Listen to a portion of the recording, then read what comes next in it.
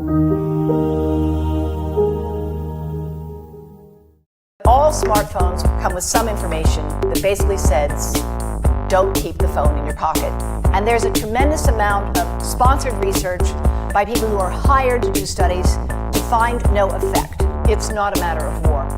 It's a matter of the future. Do you really want to have to prove that there's a significant increased risk of brain cancer before taking steps to reduce exposures to prevent that harm from happening?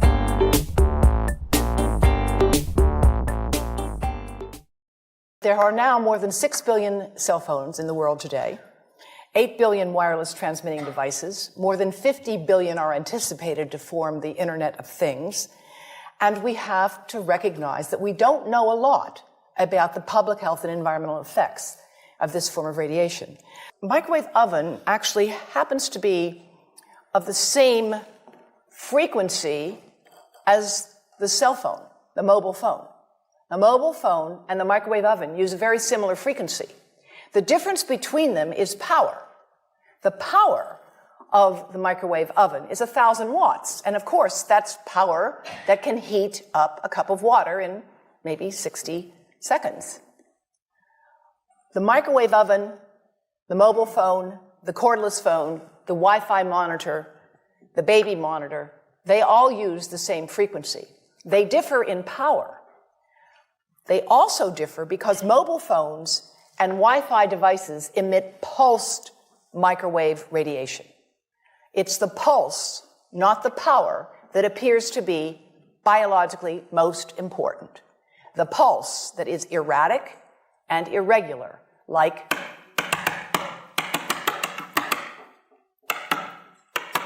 for thousands of minutes a month, for dozens of hours a week, over a lifetime, that irregular pulsed signal may be much more biologically important. This is just to show you what happens in a 4-second mobile phone call. This is power density indicated here. And of course, a phone is on standby, it's not doing too much, but 900 times a minute, it's looking for a signal. It says to the tower, where are you? Here I am. Where are you? Here I am. It's smart. That's how it's supposed to do. Now, when the phone rings, the worst time for you to put a phone right next to your head is when you answer it and say hello, because it's smart and it goes to max power. They're programmed to do that. Max power. Now, it's going to go to max power. You're going to listen, and then it will go up and down and up and down. And again, it's that variation. It's the delta. It's the cumulative integrative dose under the curve over a lifetime of exposure that looks to be biologically important. Here, showing you that a smaller adult head here, you see the amount of exposure is quite similar, but because the head is smaller, it will absorb proportionally more. And here is what it looks like after a period of 6 minutes. That's really not as bad as it might look, because you see the red area only gets partway through the eye of the adult, right? The one that we're really concerned about is this one with the young child. And this is a 3-year-old brain that we modeled. And you see that by the end of that 6-minute call, the peak radiation, yellow and red, is getting all the way into almost both eyes.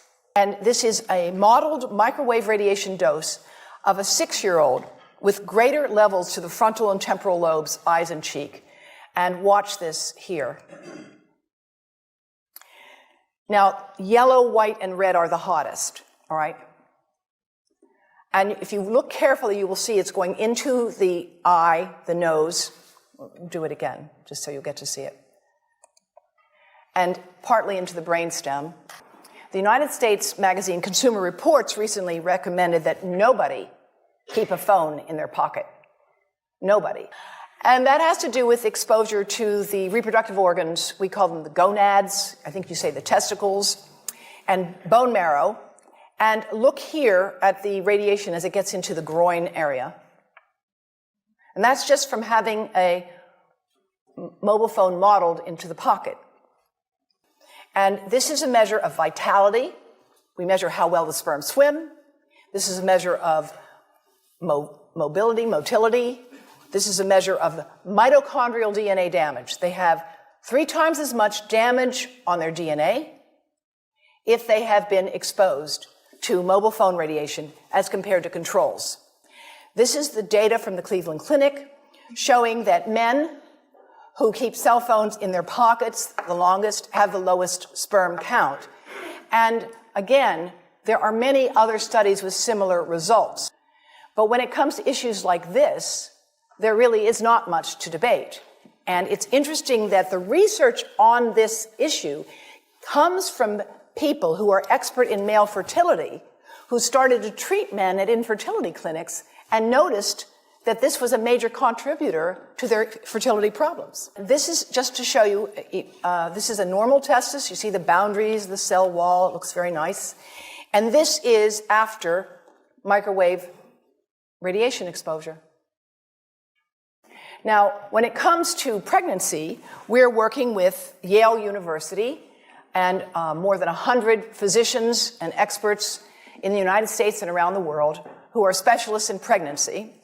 And we have been modeling exposure to the head at the end of pregnancy. And at the end of pregnancy, when, of course, the head, as any woman here knows, is right at the surface, if you're lucky, it's at the surface and it's not facing the spine, then you can get the greatest exposure because, of course, the skin is completely permeable to this radiation exposure.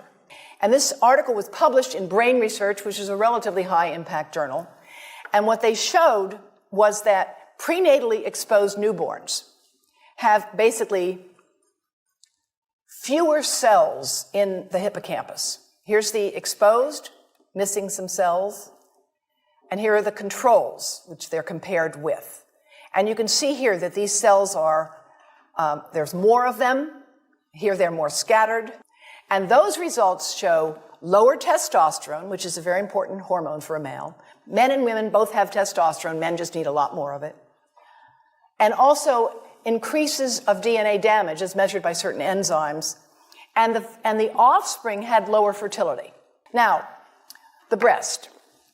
The breast is mostly fat, contains a lot of fluid. Things that contain fat and fluid cook faster in the microwave oven. Now, a cell phone can't cook anything, all right? Mobile phones do not pop popcorn. That was a fraud. They don't make any heat that we know of, otherwise they wouldn't be permitted. But they do go through things that contain fat and fluid. And here I want to show you our first case report from 2009, and we now have many more. This was a Chinese-American woman who used her cell phone 4 hours a day in her bra for 10 years while she was driving. Now, and you drive with a phone on your body. The phone is smart. It's going to go from one tower to another, and it's going to say, here I am, where are you, here I am. And it's going to be going to max power each time it moves from one cell tower to another. And there it was right next to her chest.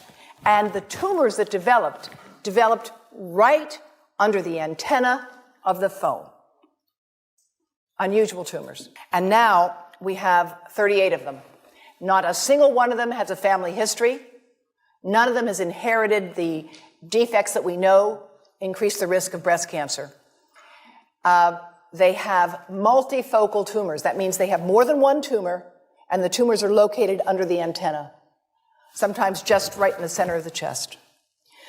My colleagues at Yale University have taken mice, exposed them to mobile phone radiation, and they have found significant effects on those mice's behavior as adults, all right? Prenatally exposed mice have hyperactivity as adults. And these are some of the data. They have worse memory, they're more hyperactive, they have more anxiety, but they don't have much fear. It's kind of interesting. And interestingly, if people started to use phones regularly before age 20, as most of the world is doing now, there was 4 to 8 times more brain cancer after they had passed 10 years. So now, why is there no increase in brain cancer that we can find in the general population today? Because there is not. And after all, if mobile phones really are important, why don't we have an epidemic today? Well, let me tell you why. First of all, brain cancer takes a long time to develop. How do we know that? We know that because when the bombs fell at the end of World War II, there was no increase in brain cancer in the survivors who had been studied. No increase at all. Until 40 years had passed. It took 40 years for an increase in brain cancer to show up in that highly exposed population. Now think about this. Today, the number of people using cell phones today and using them heavily today is very different than it was even 5 years ago, even 3 years ago. Now you're being encouraged to have unlimited talk and text, right? You didn't have unlimited talk and text 5 years ago or 10 years ago. So the uses and the users of phones are changing radically. In fact, most epidemiologic studies find no increased risk of brain cancer from mobile phone radiation. They don't. Until 10 years of heavy use. And by the way they define a cell phone user in these studies, I'm not making this up, is somebody who makes one call a week for 6 months. Yes, yes. One call a week for 6 months. That was the definition in these studies, which, by the way, don't find any increase. All right? So I'm not saying this to say that they did a bad job. I'm saying that we are challenged here with how do you do a study of something that's rapidly changing while you're studying it. 10 minutes of mobile phone radiation daily for 10 days, worker bees did not return to test colonies. And this would be something that could easily be replicated. Sponsored research, this is to put it politely, can induce publication bias. Another way to say this is that where you stand on an issue depends on where you sit and who's bought your chair.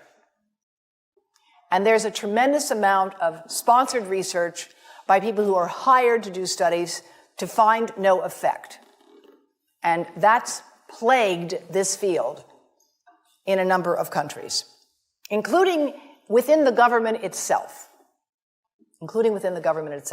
In the United States today, the gentleman who is directing the Federal Communications Commission, Tom Wheeler, was for 10 years the executive director of the Cell Phone Telecommunications Industry Association. And now he's in charge of regulating those devices. So it's challenging to have a neutral playing field under that circumstance. It's not simple. There are real complexities to this field. Unfortunately, at least in the past, industry had a very clear strategy. And in my book, Disconnect, I document and quote in the new afterword that in 1994, when industry first became aware that there were studies suggesting that mobile phone radiation could damage brain cells of rats, a memo was written to, quote, war-game the science. War-game the science. This issue is far too important to be gamed. It's not a matter of war. It's a matter of the future health of your children and grandchildren. Do you really want to have to prove that there's a significant increased risk of brain cancer before taking steps to reduce exposures to prevent that harm from happening?